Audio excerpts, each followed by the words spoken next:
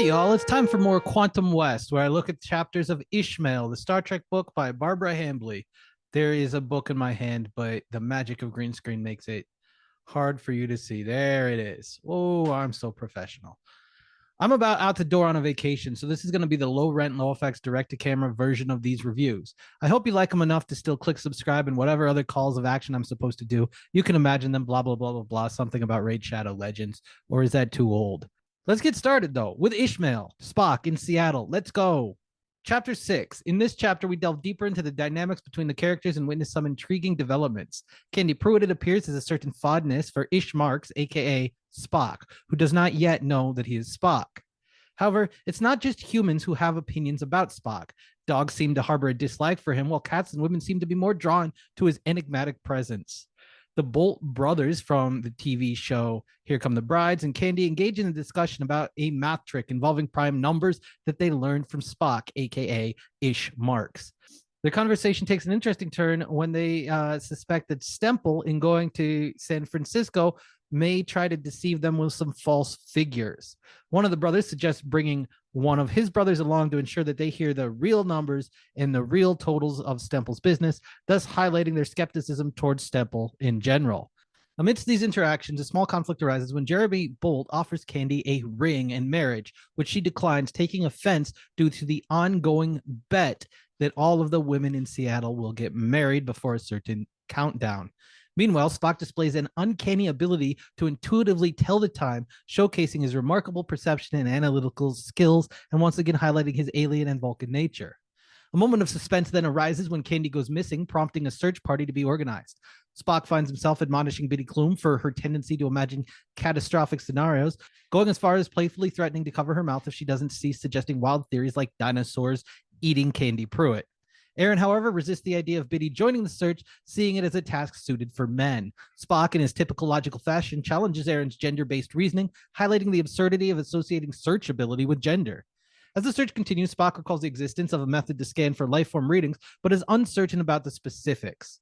He voices his opinion on the irrationality of adhering to societal rules of propriety when people can easily get lost in the rain simply because they don't want to stay under the same roof as someone else. Eventually, Jeremy and Candy are discovered taking shelter in a mine shaft, seeking refuge from the unrelenting rain. The constant rainfall in Seattle is acknowledged as a core feature of the city, with its reputation for prolonged periods of wet weather. Biddy's fascination with Spock's extraordinary abilities persists as she adamantly discusses his exceptional hearing range. Meanwhile, Spock jokingly remarks about water dousing, only to be surprised that people in this particular time and place find it reasonable, find it something that they know about. These glimpses of Spock's interactions and observations hint at his gradual recollection of his memories. In a battle of wits, Stemple challenges Spock's reasoning, suggesting that since Spock can recognize things, he will eventually recognize what he is here to do.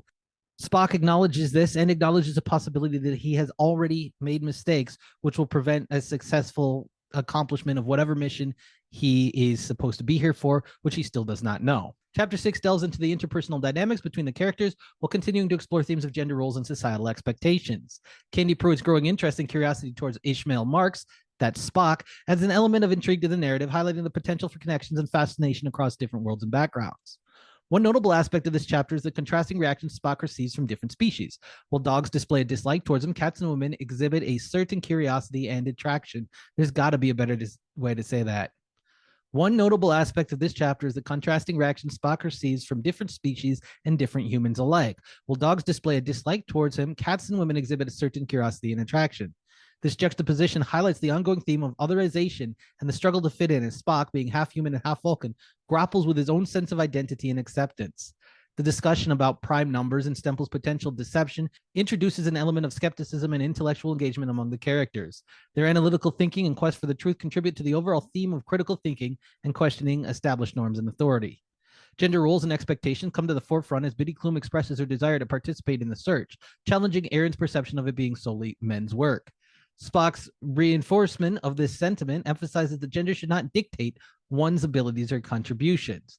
The exploration of gender norms aligns with Star Trek's progressive approach to addressing social issues and advocating for equality.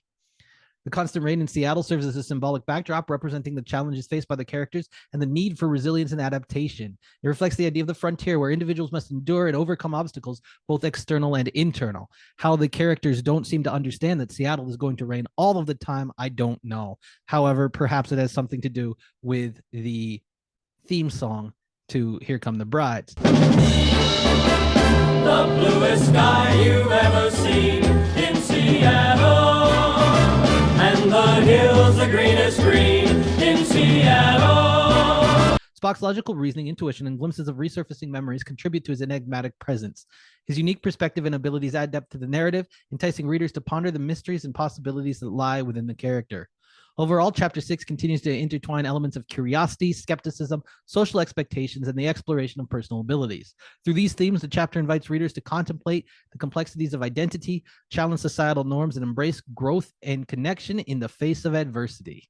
Well, things are starting to ramp up here, so be sure to stay tuned to this channel for more unpacking of Ishmael, or the one with Spock in Seattle.